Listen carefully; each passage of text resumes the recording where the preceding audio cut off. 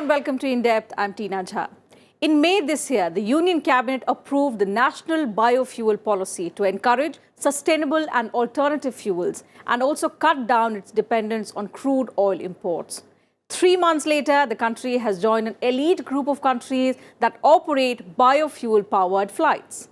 On the 27th of August, low-budget carrier SpiceJet flew the country's first biofuel flight from Dehradun to Delhi. The objective of the experiment was to establish biofuels as an effective environment-friendly option for the aviation sector. Worldwide, the aviation sector is one of the largest emitters of greenhouse gases at 2% of the human-induced total. Therefore, the sector's transition to sustainable, renewable fuels is crucial to meet international climate targets set in the 2015 Paris Agreement. But will green air travel also get cheaper? What are the advantages of biofuel over fossil fuels?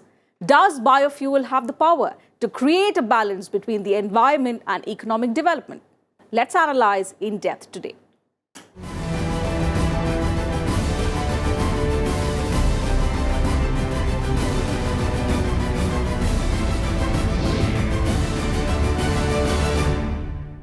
Well, the move to successfully operate India's first biofuel flight comes at a time when spiraling aviation fuel has strained finances of domestic airlines. The objective is to make air travel economical and also bring respite to airlines reeling under high fuel prices.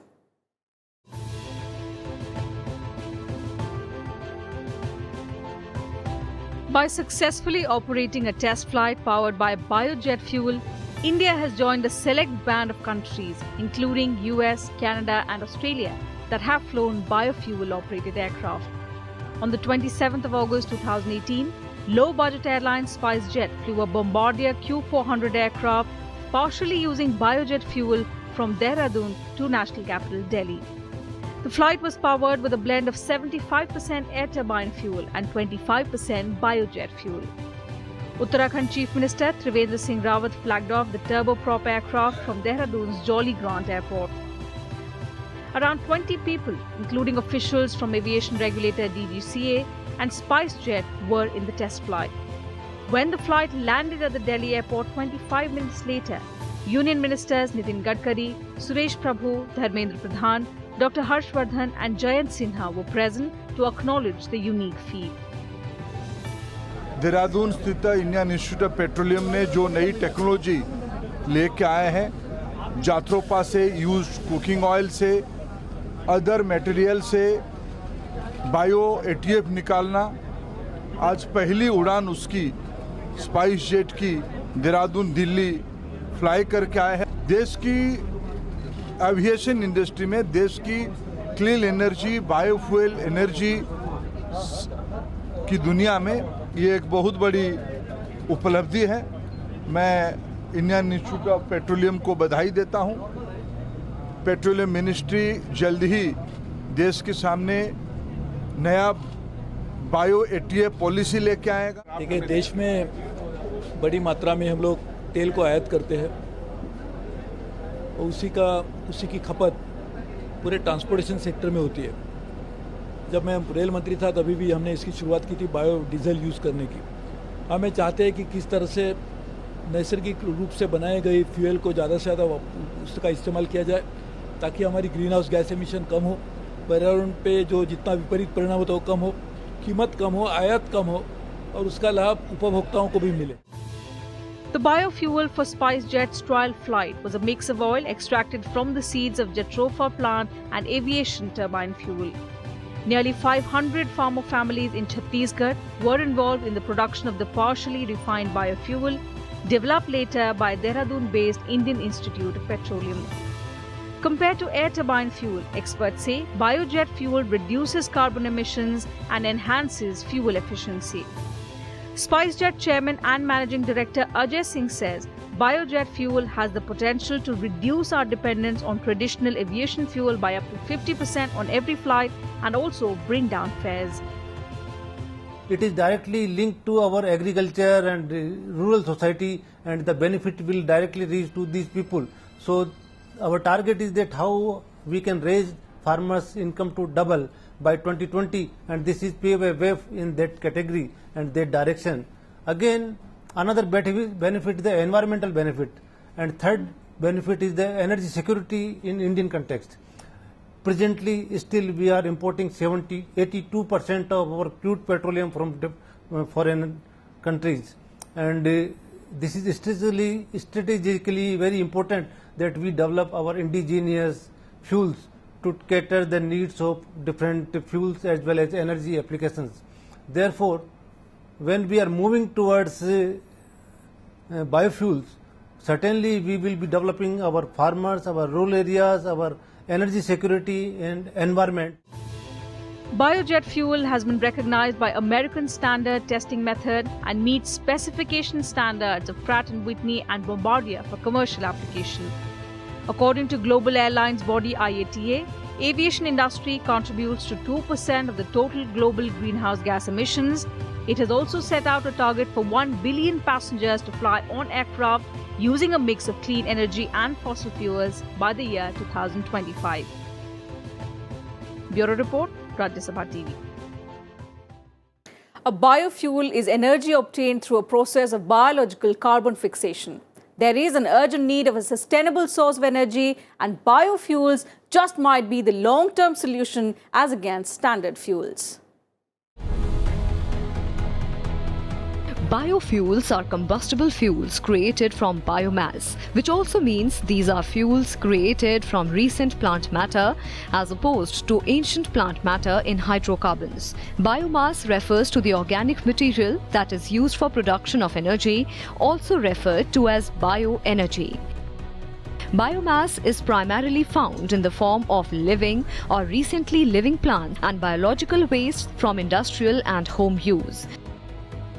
The physical composition of biomass is inconsistent, but generally includes carbon, water, and organic matter. The petroleum that we use, diesel, petrol, kerosene, etc., they are known as mineral oils because they are extracted from crude oil, which is to be mined from digging earth and then taking it out, and then it is fractionated and these petroleum products are produced. So this is mineral oil. Biofuel is produced from vegetables, from plants. Interestingly, the first engine motor car that was run on fuel was run on biofuel, and Mr. Diesel, whose name has become very popular and we use diesel, he used biofuel, vegetable oil, to make automobile and run automobile on that. The term biofuel is mostly used in context of liquid fuels like ethanol and biodiesel. Biofuels can also include solid fuels like wood pellets and biogas or syngas. Biofuels are of three types: ethanol, biodiesel and biojet fuel. Ethanol is used in engines that burn gasoline, like most cars. Biodiesel is used in engines that burn diesel fuel, like large trucks and tractors. Biojet fuel is used in planes. Theoretically, biofuel can be produced through any carbon source, with plants being the most commonly used material. But ethanol is produced in a different way from biodiesel. What they have in common is the need to grow the plant that will eventually be used to make the fuel. For ethanol, corn or sugarcane is first harvested, and then bacteria are allowed to digest it. This is done under special conditions where oxygen levels are low. This process is fermentation that produces ethanol. For biodiesel, the process requires chemical reactions. The most common is called transesterification, which is the process of breaking down fats catalyzed by methanol. There are two types of biofuel. One which is mixed with petrol, and sometimes you can run your vehicle purely on ethanol. Ethanol is alcohol. This is made from molasses, and molasses are produced when sugar cane is sent to sugar mills. Then apart from producing sugar, the byproduct is molasses, and molasses, when they are distilled, they produce alcohol. The same alcohol can be used for mixing with petrol, and in Brazil there are vehicles that run on various kinds of mixes of petrol and alcohol. Sometimes you can run on 100% alcohol also. So that is one process. The other process of making biodiesel is from various plants who are very similar to oil seeds, and they make oil. Jatropha is a very common plant that makes oil, and from that oil, by trans-esterification, diesel is made. Biofuel can be made from various sources like feedstock. Ethanol can be made from corn, sugarcane, sugar beet, wheat, grass, and also from inedible parts of most plants. Biodiesel can be made from a cactus-like plant called Jatropha, flowering plant, camelina, soya beans, rapeseed, canola oil, palm oil, peanut oil, vegetable oil, animal fat, and algae oil. Algae oil is made by algae that lives in water. Today, biomass is used to produce biofuels that are used together with biofuels or even replace them. About 25 billion gallons of ethanol are made each year as fuel. And each year, about 1 billion gallons of biodiesel are produced. Bureau Report, Rajya Sabha TV. And time for a very short break on the program. We'll be right back.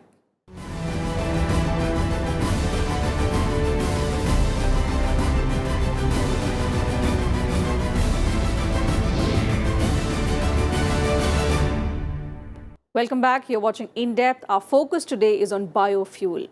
Biofuel is a source of renewable energy, unlike fossil fuels like petroleum, coal, and natural gas. Further, it is cost-effective and also environment-friendly. Biofuel is grouped by categories and further classified into different types. What are these categories and types? Let's find out in our next report. As non-fossil fuels, biofuel is an alternative cleaner fuel and energy. Derived from plants, domestic waste, commercial waste, industrial waste and agriculture, it is a cost-effective and environmentally friendly alternative to petroleum and other fossil fuels. That makes it well suited in an age where petroleum prices are rising and there is growing concern over the role of fossil fuels in global warming. Biofuels are subdivided into generations, each of which contains many different fuels. First generation or conventional biofuels are produced directly from food crops that yield starch, sugar, animal fats, and vegetable oil. Corn, wheat, and sugarcane are the most common first generation biofuel feedstock. Second generation biofuels are advanced biofuels. They are made from various types of non-food biomass, which are plant materials and animal waste. Third generation biofuel entered mainstream recently and refers to biofuel derived from algae. Fourth generation biofuels don't require destruction of biomass. This includes electrofuels and photobiological solar fuels. Some are carbon neutral. Different types of fuels can be produced using first, second, third, or fourth generation biofuel production procedures. Biodiesel is a renewable resource made from vegetable oil, recycled cooking oil, soya bean, palm oil, peanut oil, canola oil, animal fat, and fatty acid. Bioethanol is made from fermentation of plant starch. This is also a byproduct of the chemical reaction with ethylene and other types of petroleum products. One of the latest techniques to produce ethanol is alganol, that is done with algae. Bioethanol is a clean gas with no toxins. Biogas is produced when organic matter is broken down in the absence of oxygen. The raw materials used are manure, food waste, municipal waste, agricultural waste, and sewage. Major portion of biogas is methane and carbon dioxide. It also has small proportions of hydrogen sulfide, hydrogen carbon monoxide, and siloxanes. Biogas is commonly used for heating, electricity, and for automobiles. Butanol is similar to ethanol. It is a type of alcohol that can be produced from petrochemical process or by fermentation of sugar from agricultural crops. The energy content in butanol is the highest among the other gasoline alternatives. The toxic emissions are zero, which in turn minimizes air pollution. Biohydrogen is similar to biogas. It is process of producing hydrogen with bacteria, algae and archaea biologically. Some of the common methods to produce it are photo-fermentation, dark fermentation, direct photolysis and indirect photolysis. Then there are syngas, other bioalcohols, green diesel and bioethers. This year, the government approved a national policy on biofuels to not only help farmers dispose of surplus stock in an economic manner, but also reduce India's oil import dependence. Rajasthan became the first state to implement it. Bureau Report, Rajya Sabha TV. With the first Indian airplane being flown on biofuel, there is little doubt that biofuel can be used to run vehicles as well. But the truth is, biofuels can replace all human energy needs from home heating to vehicle fuel to electricity generation. The basic concept of biofuel is that if we use as much product as is grown, then our net impact on the environment is negligible, if not zero. Let's take a look at some uses of biofuel and their impact on the environment. Biofuels are as old as cars. At the beginning of the 20th century, when Henry Ford built his first automobile, he also had plans to fuel it with ethanol. Considering that this happened over a century ago and ethanol still is not a popular fueling option, the plan clearly didn't take off. The discovery of huge petroleum deposits kept petrol and diesel cheap for decades, and biofuels were largely forgotten. But the recent rise in oil prices and a growing concern about global warming has now reignited the interest in biofuels. Estimates suggest that we have nearly hit peak oil and it is only a matter of time when we will run out of it. So the need to find an alternative is clear. Presently, still we are importing 82% of our crude petroleum from foreign countries, and this is strategically very important that we develop our indigenous fuels to cater the needs of different fuels as well as energy applications. Therefore, when we are moving towards biofuels, certainly we will be developing our farmers, our rural areas, our energy security and environment only taking care of the biofuels in the country. It's a great alternative. Plus, petroleum products are in any case subject to a lot of ups and downs in the international market. So if you produce biofuels internally in India, domestically, it will be a very good addition. Many of the alternatives like wind and solar are non-practical since transporting them is very difficult. So the solution seems to be algal-based biofuels. Algae have lipid and lipid can be converted to a number of fuels including diesel, ethanol, butanol and methanol. With this renewed interest, it's important to examine the uses of biofuels, the first being transportation. Globally, transportation accounts for 25% of all energy needs and nearly 62% of the oil consumed.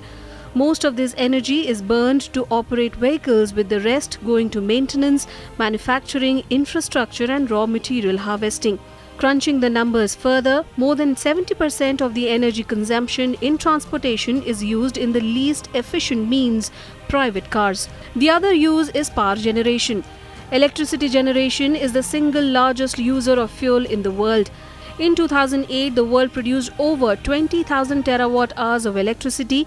About 41% of that came from coal, 21% came from natural gas, and the rest was covered by hydro, nuclear, and oil. Of the fuel burned, only 39% went into producing energy, and the rest was lost as heat. The third major use of biofuel is generating heat. The majority of biofuel used in heating is solid. The renewed interest has led to a surge in innovation in the industry, with research focusing on improved efficiency, reduced emissions, and enhanced convenience. Recently, a fuel cell was developed with cooking oil and sugar to generate electricity. This could soon become a common method to do that. Consumers may be able to use fuel cells in place of batteries to charge anything from computers to cell phones. Biofuel is known to be environment friendly and it can help clean up oil spills and grease as well. It has been tested as a potential cleaning agent for areas where crude oil has contaminated waters. Biofuel can also be used for cooking, while kerosene is the most common ingredient to use for stoves and non-wick lanterns. Biodiesel works just as great. The other uses are as a motor lubricant and to remove paint and adhesives. They are renewable, and we do not have the problem of that earth is now getting depleted of mineral oil, so after some time the prices will go very high. You renew with every crop. So this is the first advantage. The second advantage is that here the farmers will produce. So if you give them good income, then large number of farmers will benefit. Then in evaporation and its evaporation and etc., carbon dioxide is of course produced, but in production of these vegetable oils or production of sugar cane, carbon dioxide is absorbed. So net carbon dioxide efflux is much less. The biggest advantage of biofuels is that they are biodegradable. However, developing biofuel requires huge investments of water and fertilizer. In other words, more energy is put into the system than is taken out, so it leads to a net loss. Until the input of energy is lower than what the system produces, the system cannot be viable. Growing crops, making fertilizers and pesticides, and processing biofuel consumes a lot of energy. And since much of this energy comes from coal and natural gas, biofuels cannot replace as much oil as they use. But despite this ongoing debate about the renewability of biofuels, it is generally accepted that the crops used to produce biofuels can be replenished much faster than fossil fuels. With inputs from Anu Diwan, Bureau Report for Rajya Sabha TV.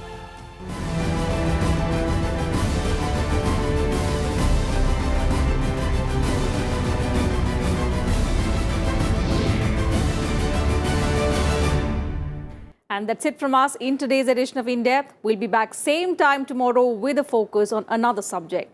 You can also watch our episodes online on YouTube and Twitter and get back to us with your feedback and suggestions. Thanks for your time.